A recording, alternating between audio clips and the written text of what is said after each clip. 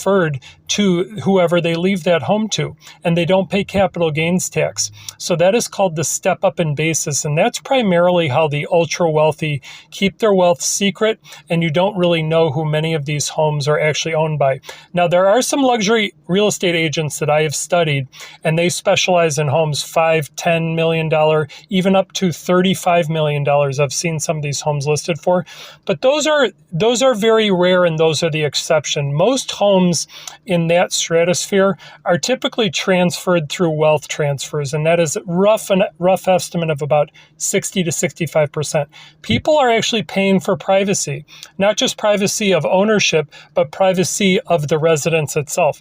Typically, the less you can see, the more these people control. So their names are not actually on the title. The LLC owns and manages the title, and the revocable living trust essentially transfers those assets to whoever they leave the assets to with no probate court. So secrecy is actually the number one priority of whether it's the celebrities, whether it's just people who have owned businesses.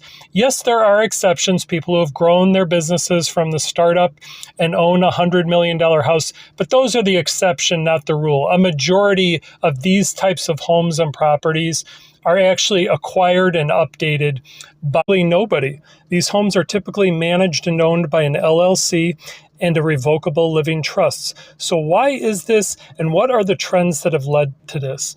Well, America's wealth is largely tied to about 10% of the country, and that 10% of the country manages and owns about 70% of the United States wealth. And most of that is held in real estate, being rental properties and large 30 million plus 20,000 square foot mega mansions like you see here, anywhere from Naples, Florida to Hinsdale, Illinois to Scottsdale, Arizona. Now, I happen to live next to the 7th ranked major U.S. wealth center in Hinsdale, Illinois, and I grew up about 10 minutes from there as well. So I have sort of a unique perspective as I've driven through these areas pretty much every day of my life, multiple times, and I have seen sort of the transfer of wealth. So what is the great wealth transfer? How are these people doing this?